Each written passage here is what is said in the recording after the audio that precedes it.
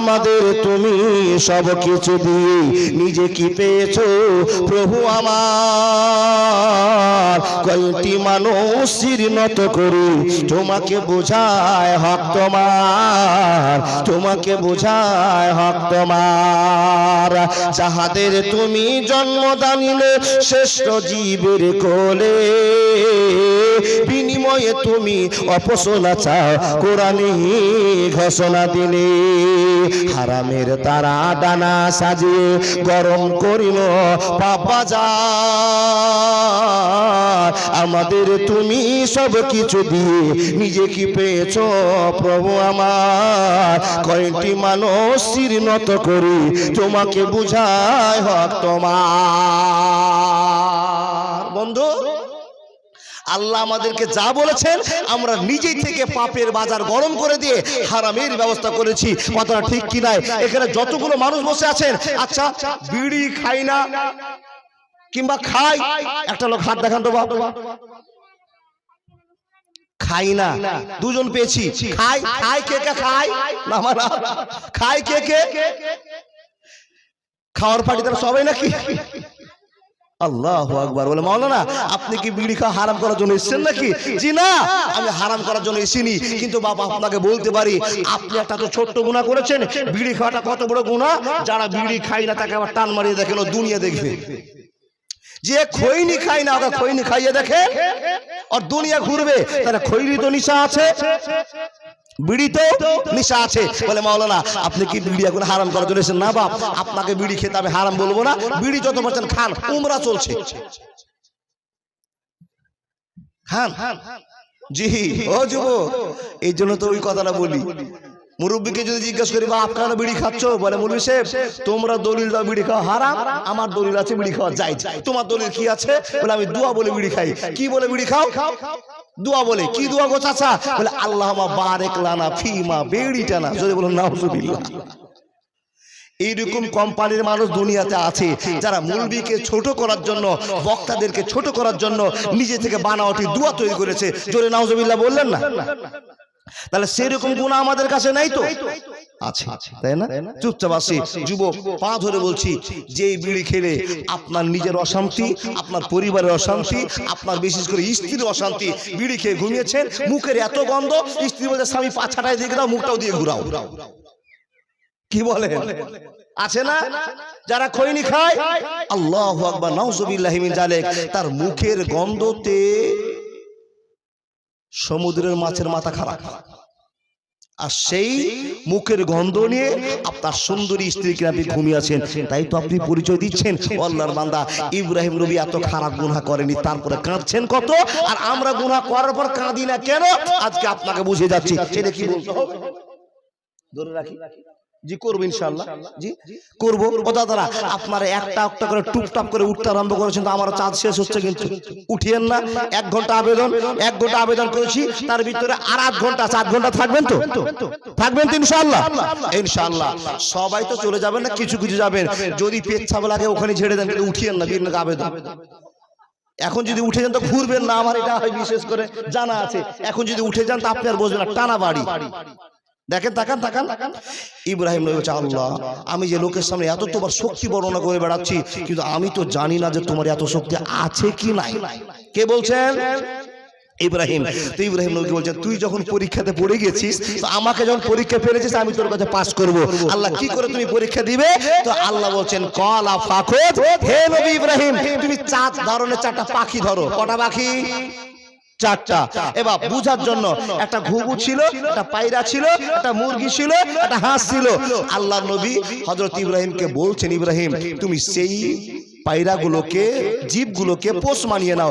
ইব্রাহিম নবী বলছে আল্লাহ পোষ মানা হয়ে গেছে। ইব্রাহিম তোমাকে দেখাবো আমি আল্লাহ মরাকে কি করে জিন্দা করি, তাহলে তোমার নিশ্চয় বিশ্বাস হবে যে লোকগুলো মরে গেল সুম্মা ইলাইহি তুরজাউন। আল্লাহ বলেছেন এই লোকগুলোকে কি ভাবে আবার হাসরের ময়দানে জিন্দা করব, তুমি নিজের চোখে দেখতে পাবে। ইব্রাহিম বলছে আল্লাহ খেলা দেখাও। ইব্রাহিম নবী খেলা দেখছেন, আল্লাহ খেলা খেলছেন। ও বন্ধু, ইব্রাহিম নবীকে বলছেন, ইব্রাহিম নবী যে পাখিগুলোকে তুমি ধরেছো ওই পাখিগুলোকে পোষ মানিয়ে নাও। ইব্রাহিম নবী বলছেন, আল্লাহ যে পাখিটাকে আমি ধরেছি ডাকছি তো আমার দিকে চলে আসছে, বলে পোষ মেনেছো তো? বলে হ্যাঁ। ইব্রাহিম সে পাখি চারটাকে জবাই করে দাও। জোরে বলুন সুবহানাল্লাহ। বন্ধু আমার, মা বোন মনোযোগ দিয়ে শুনে যান। ইব্রাহিম নবী পাখি চারটাকে জবাই করলেন, আর জবাই করে দেওয়ার পর আল্লাহকে বলছেন, আল্লাহ জবাই করা হয়ে গেছে, এখন কি করতে হবে? বলে সবগুলোকে ছোট ছোট করে পিস করে মাংস করে নাও। মাংস করা হয়ে গেছে।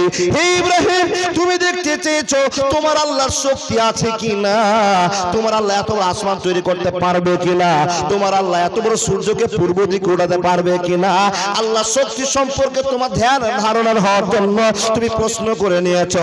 ইব্রাহিম কান খুলে শোনে না, বক্তব্য বোঝে না। ইব্রাহিম রে, তোমার সামনে যদি আমি আল্লাহ মরা মুরগি থেকে জিন্দা করতে পারি তাহলে তুমি কি বিশ্বাস করবে? হাজার হাজার লোককে আমি কবরে বললাম, আবার কবর থেকে লোকগুলোকে উঠাতে পারবো, এটা তোমার বিশ্বাস হবে কি হবে না? যখনই প্রশ্ন করা, ইব্রাহিম নবী বললেন, হ্যাঁ হ্যাঁ হ্যাঁ, আমি এটাই দেখার জন্য তোমাকে প্রশ্ন করেছি। এই প্রশ্ন যখন করা, বন্ধুরা আমার, আল্লাহ তাবারাক ওয়া তাআলা বলছেন, নবী হে, যে মাংসগুলোকে তুমি জবাই করে নিয়েছো, পক্ষীটাকে জবাই করেছো, মা মাংসগুলোকে চার ভাগ করে নাও, চার জায়গায় রেখে দাও। এখানে কবিতরের মাংস আর ঘুঘুর মাংস এক জায়গায় হয়ে গিয়েছে, হাঁসের মারগর মুরগির মাংস এক জায়গায় হয়েছে, চিনা যাবে না কোনটা কার মাংস। ভাগ ভাগ করে তুমি রেখে দাও। চার ভাগে ইব্রাহিম নবী রেখে দিয়েছেন। আল্লাহকে বলছেন, আল্লাহ আমার ভাগ করা কমপ্লিট হয়েছে। রব্বুল আলামিন বলছেন, বন্ধু ও ইব্রাহিম, তুমি দেখতে চেয়েছো তোমার আল্লাহর শক্তি আছে কিনা, দেখে নাও দেখে নাও, তোমার আল্লাহর শক্তি একবার অনুভব করে নাও। আল্লাহ কি করছে করে দাও। বলে, ইব্রাহিম যে পাখিগুলোকে তুমি জবাই করেছিলে, নিজের হাতে মাংস করেছিলে, ওই পাখিগুলোর নাম ধরে ডাকো। ইব্রাহিম নবীকে যখনই বলা, ইব্রাহিম নবী পাখির নাম ধরে ডাকতে আরম্ভ করেছে। মুরগি আমার দিকে আয়, পায়রা আমার দিকে আয়, হে ঘুঘু আমার দিকে আয়। যখন পায়রাগুলোর নাম ধরে ডাকতে আরম্ভ করা, ওই চার জায়গার মাংস ছুটে বন্ধুরে আমার আবার টাটকা মুরগি হয়েছে, আবার টাটকা কবুতর হয়েছে। ইব্রাহিমের দিকে যখনই আসতে আরম্ভ করা, ইব্রাহিম নবী নিজেই জ্ঞান পেয়ে গেছেন, আল্লাহ কেন তোমাকে প্রশ্ন করলাম? মাবুদ, আমি জানতাম না যে তুমি মাংস থেকে আবার জিন্দা মুরগি বানিয়ে দিবে। হে আল্লাহ, আমার সন্দেহ ছিল, কিন্তু সন্দেহটা কেটে গিয়েছে। লিয়াতমা ইন্না কালবি, আমার অন্তরটা সাবর পেয়ে গেছে, শক্ত হয়ে গেছে। হে আল্লাহ, আমাকে ক্ষমা করে দাও, ক্ষমা করে দাও, ক্ষমা করে দাও। বন্ধুরে আমার, এই কথা বলার পর ইব্রাহিম নবী কাঁদতে আরম্ভ করলেন, আল্লাহ তুমি আমাকে ক্ষমা করে দাও, আল্লাহ তুমি আমাকে ক্ষমা করে দাও। কেন ক্ষমা করব, কেন ক্ষমা করব? ইয়া আল্লাহ, কেন তোমাকে এই প্রশ্ন আমি করতে গেলাম যে মাবুদ তুমি মরাকে কেমন করে জিন্দা করবে আমাকে দেখাও। এটা কেন বললাম, কেন বললাম, কেন বললাম? ইব্রাহিম নবী দুনিয়াতে কাঁদতে কাঁদতে আখিরাত পর্যন্ত কেঁদে যাবে। আল্লাহ কেন ভুল করলাম, কেন ভুল করলাম? এই কথাটার জন্য আসামির কাঠ করে আমাকে দাঁড় করে তুমি জবাবদিহি করবে। যদি তোমাকে কোনো জিজ্ঞেস করে কথা, তখন তুমি বলবে, ইব্রাহিম তুমি তো নিজেই আমাকে পরীক্ষায় ফেলেছিলে, তো তোমার উম্মত কেন পরীক্ষায় ফেলবে না? আমি তো ছোট হয়ে গেলাম। এই কথা চিন্তা করে নবী ইব্রাহিম কাঁদতে কাঁদতে কাঁদতে কাঁদতে কাঁদতে কাঁদতে, বন্ধুরে আমার, প্রমাণ পাওয়া যায় আখিরাতের মাঠ পর্যন্ত ইব্রাহিম নবী কাঁদতে থাকবে। কিন্তু ইব্রাহিম নবী কত বড় গুনাহ করেছে! জিনা করেনি, চুরি করেনি, মদ খায়নি, মানুষ মার্ডার করেনি, মাকে জুদা করে দেয়নি। ও আল্লাহর বান্দা বান্দিরা শুনে যান, এতগুলো অন্যায় করেনি, কিন্তু আমরা করে আছি। কটা লোক বসে আছেন মাবুদের কাছে সন্ধ্যার সময় স্যারেন্ডার হয়ে বলছেন, আল্লাহ সারাদিনে যা গুনাহ করেছি তুমি আমাকে মাফ করে দাও। এই কথা বলে আমরা ঘুমাতে পারলাম না। বন্ধুরে আমার, ইব্রাহিম নবী জান্নাত যাবে না, তো আপনি কি করে যাবে?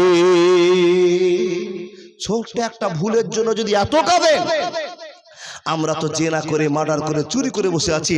একবার ভাবলাম না যে আমার তো গুনাহটা হয়ে গেছে, একবার আল্লাহকে বলে, মাবুদ যে গুনাহটা আমার হয়ে গেছে এই গুনাহটা জীবনে করব না। এই কথাটা আল্লাহ শোনার জন্য পাগল হয়ে আছেন। আল্লাহকে আমরা এই কথাটাই বলতে পারি না। দেখেন ও যুবকের দল, ও আব্বাজানেরা, ভালো করে শুনেন, বান্দার গুনাহ হবে। আমরা সাধারণ মানুষ, চলতে ফিরতে গুনাহ হয়ে যেতে পারে, কিন্তু আমাদের মাপ চাওয়াটা ভুল হবে না। তার কারণ গুনাহ হয়েছে, মাপ চাইবো কার কাছে? আল্লাহর কাছে। এক নম্বর জান্নাতি আমরা হতে পারলাম না, তার কারণ গুনাহকে পুষে পুষে রেখে দিয়েছি, আমরা নিজের গুনাহকে ক্ষমা করতে পারলাম না। আল্লাহর বান্দা, সামনে রমজান মাস আসছে, দেখুন সামনে পবিত্র রমজান মাস। এই রমজান মাসের অফারটা আপনি জানেন? রমজান মাস কেন আসলো? নামাজ কেন হয়েছে? যাকাত কেন দিতে হবে? দান কেন করতে হবে? রোজা কেন রাখতে হবে? কুরবানি কেন রাখতে হবে? আপনারা জানেন কি জানেন বাপ?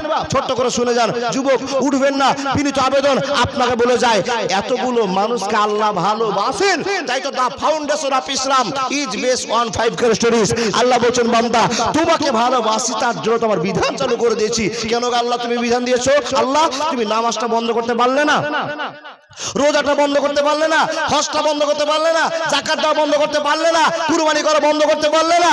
আল্লাহ বলছে, বান্দা তুমি যে দুনিয়ার পাগল হয়ে যাবে, গুনাহতে গুনাহ করে ফেলবে, তোমাকে রোজাটা এই জন্য দিয়েছি, যত তোমার গুনাহ হয়েছে 1 মাস রোজা করে সম্পূর্ণ গুনাহগুলোকে 70 হাত মাটির তলে পুঁতে দিবে। তুমি নামাজ পড়বে, নামাজ পড়ে সারা দিনে যা গুনাহ আছে সবকে 70 হাত মাটিতে পুঁতে দিবে। তোমার যদি তাও গুনাহ থেকে যায়, আমি আল্লাহ কুরবানি করতে বলেছি, কুরবানি করে সব গুনাহকে পুঁতে দাও। এত কিছু দেওয়ার পর যদি তোমার গুনাহ অবধি বেঁচে থেকে যায়, গুনাহ টিকে থেকে যায়, তো তোমার মতো হতভাগা ছাড়া আর দুনিয়াতে দ্বিতীয় নম্বর হতভাগা আর কেউ নাই। বুঝতে পারলেন না কথা? আল্লাহ নবী দোয়া করছেন, আল্লাহ আমি তোমার কাছে জীবনের কোনো শান্তি চাই না। নবী কি চাও? বলে, আল্লাহ তোমার কাছে আমার উম্মতের শান্তি চাই, তোমার উম্মতকে শান্তি দিব। তো আল্লাহ শান্তি দিতে আরম্ভ করেছেন কি? তোমার উম্মতকে নামাজ পড়তে বলো। আমরা কয় রাকাতে কয় ওয়াক্তে নামাজ পড়ি গো বাপ? 5। কিন্তু ফরজ হয়েছিল কয় ওয়াক্ত? 50। তারা আমরা যারা 5 ওয়াক্তের নামাজ পড়লাম, নবী মুহাম্মদ বলছেন তারা আমরা 50 ওয়াক্তের নেকি পাবো। জোরে বলুন লিল্লাহি তাকবীর। দেখেন, নামাজ পড়লাম, গুনাহ মাফ করতে পারলাম না, হঠাৎ করে 1 বছর পরে মাহে রমজান মাস, রোজার মাস চলে আসলো। রোজার মাসে 3টা অফার। কটা অফার?